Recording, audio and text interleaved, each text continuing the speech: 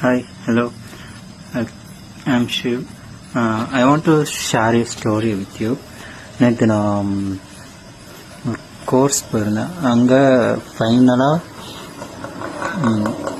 ஜெண்டரை மீன் பண்ண விரும்பலை, பட் இங்கே நான் சொல்லி தான் ஆகணும்.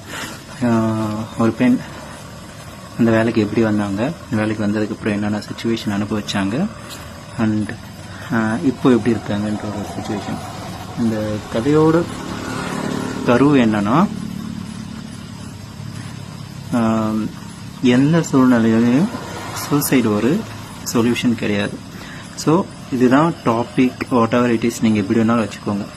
அதோட மோட்டிவ் கதை கருன்னு சொல்லுவாங்க. எல்லாமே வந்து suicide it's not a best answer அப்படின்னு சொல்கிறது தான். இனிஷியலி சின்ன வயசுல கல்யாணம் பண்ணி கொடுத்துட்டாங்க. ஆஃப்டர் ஸ்டடி காலேஜ் முடிச்சதும் கல்யாணம் பண்ணி கொடுத்துட்டாங்க. கல்யாணம் பண்ணதுக்கப்புறம் குழந்தை பிறந்துச்சு. பட் அவன் கல்யாணம் பண்ண ஆள் ஒரு குடிகாரன் மட்டும் இல்லை, வந்து அடிக்கிறது உதைக்கிறது அப்படின்னா இப்படியே லைஃப் போயிட்டு இருக்கும்போது குழந்தை பிறந்துருச்சு. மீன் டைமில் அவங்க ஊரில் இருக்கவங்க வந்து ஒரு எக்ஸாம் வந்திருக்கு, அதை அட்டன் பண்ணிட்டுருக்காங்க. அவ்வளோ சரி, எனக்குலாம் ஏஜ் பவராக இருக்கணுன்னே அப்புறம் கேட்டு மற்றவங்களோட 4 பேர்கிட்ட கேட்டு, இல்லை ஏஜ்லாம் பவர் ஆகலை, எனக்கு ஏஜ் இருக்குன்னு நானும் எக்ஸாம் அப்ளை பண்ணேன். அவளோட ஹார்ட் ஒர்க். அவன் என்ன சொன்னாங்கன்னா, டேல பையனை பார்த்துப்பேன், நைட்டில் படிப்பேன், டேல பையனை பார்த்துப்பேன், நைட்டில் படிப்பேன்னு சொன்னான். இப்படி இருக்கும்போது அந்த எக்ஸாமே எழுதி கிளியர் ஆகிட்டா. அந்த எக்ஸாமுக்கான டியூரேஷன் பார்த்தா 2.5 மாதம் தான். ஹார்ட் ஒர்க்லேயே எழுதி பாஸ் ஆக மாட்டேன்னு நினச்சா, பட் பாஸ் ஆகிட்டாங்க. அண்ட் அதுக்கு இன்னொரு ஃபிசிக்கல் அதுவும் நீட் தேவை. ஸோ அதெல்லாம் அதுக்கும் அதுக்கு நம்மளை ப்ராக்டிஸ் பண்ணதுக்கும் இல்லை, அதுவும் ப்ராக்டிஸ் பண்ணி வேலை வாங்கிட்டாங்க. ஃபைனலாக வேலை வாங்கிட்டு ட்ரைனிங் முடிச்சுட்டு வர வரையும் அந்த குழந்தைய அவங்க அம்மா பார்த்துக்கிட்டாங்க. வேலை வாங்கினதும் சென்னைக்கு வந்துட்டாங்க. சென்னைக்கு வந்துட்டு அவங்க பையன், அவங்க அம்மா 3 பேரும் ஒரு வீட்டில் இருந்திருக்காங்க. இவங்க காலைல வேலைக்கு போயிட்டு வர்றதுக்கு அவங்க குழந்தைய பார்த்துக்கிட்டு இருக்காங்க. இந்த இன்சிடென்ட்லாம் நடந்து 5 இயர்ஸ் ஆகுது. 5 இயர்ஸ் ஆனதுக்கப்புறம் அவன் வரான். வந்து இந்த மாதிரி நான் தெரிஞ்சிட்டேன், நம்ம 2 பேரும் ஒன்றா வரலாம் அப்படின்ட்டு அவங்க அம்மா சொல்லும்போது இந்த பொண்ணுக்கு நம்பிக்கை இல்லை. ஏன்னா அவ கூட 1 வருஷம் வாழ்ந்துருக்கா. ஸோ அவங்க அம்மா என்ன சொல்கிறாங்கன்னா, நம்ம பொண்ணு மற்ற பொண்ணுங்களை மாதிரி வாழணுன்றதுக்காக சொல்லி கன்வின்ஸ் பண்ணி இருக்க வச்சுட்டாங்க. எல்லாம் ஓகே. பட் இந்த பொண்ணு அந்த பையன்கிட்ட பேசவே இல்லை. ஒரு நாள் அந்த மாதிரி தான் இருக்காங்க. அவங்க ஃபேமிலி ஃபங்க்ஷன் எல்லாரும் போயிட்டாங்க. குழந்தை அவன் மட்டும்தான் இருக்கான். அவன் எப்போ வரான், வீட்டில் ப்ரெசண்ட்டாக இல்லை, போய் குடிச்சிட்டு லேட் நைட் வரான். வந்துட்டு கதை தட்டி வந்து, ஏன்னா அவன் ஸ்டெடியாக இல்லை. அண்ட் தென் உள்ளே வரும்போது அந்த பொண்ணு ரொம்ப ட்ரிகர் ஆகிடுச்சு. கோவப்பட்டு, நீலாம் இருக்க குடிச்சிட்டு இங்கே எதுக்குற வர, நீ தான் வேணான்ட்டு நான் வந்துட்டேனே, நானும் என் பையனை நிம்மதியாக இருக்குது, உனக்கு பிடிக்கலையா அப்படி இப்படிலாம் கேட்டு சொல்லி பேசிகிட்டே இருக்கும்போது அவன் டோர் லாக் பண்ணிவிட்டு அந்த பொண்ணோட முடிய பல்ஜாக பிடிச்சிட்டான். மொத்தமாக பிடிச்சிட்டு பக்கத்துலேயே தான் கிச்சனு, பக்கத்தில் இருக்க கத்தியை எடுத்துட்டு, காய் கட் பண்ணுற கத்தியை எடுத்து நங்குன்னு மண்டையிலேயே வெட்டியிருக்கான்.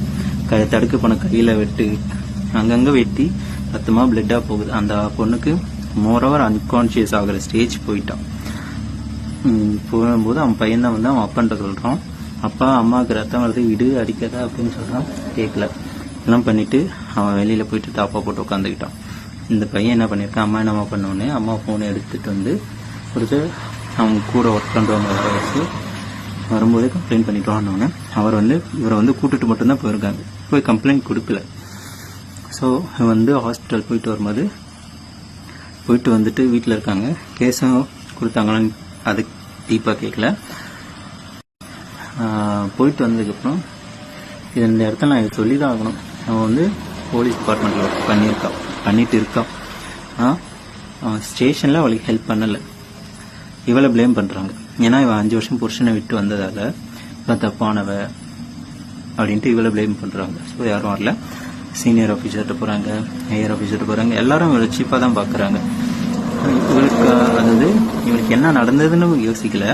இப்போ ஒரு இடத்துல கோவப்பட்டுட்டான். அதை யூஸ் பண்ணி அவளை ட்ரிகர் பண்ணி விட்டுட்டாங்க.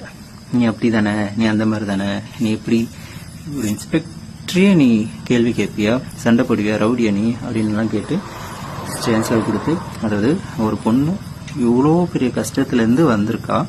அவளுக்கு சப்போர்ட் பண்ணாட்டாலும் பரவாயில்ல, ஹெல்ப் பண்ணாட்டாலும் பரவாயில்ல, பட் இந்த மாதிரி கொடுத்து நம்ம வாழவே கூடாதுன்ற அளவுக்கு ஒரு ட்ரிகர் கொடுக்குது. அவங்க ஒரு 4 பேர் சொல்றதை வச்சு அவங்க ஒரு டிசைட் பண்ணியிருப்பாங்க. இந்த 4 பேர் 4 விதமாக பேசுகிறாங்கன்னு இருக்காங்க. லைஃப்லேயே ரொம்ப மோசமானது. அது மட்டும் இல்லைன்னா லைஃப் நல்லா இருக்கும்.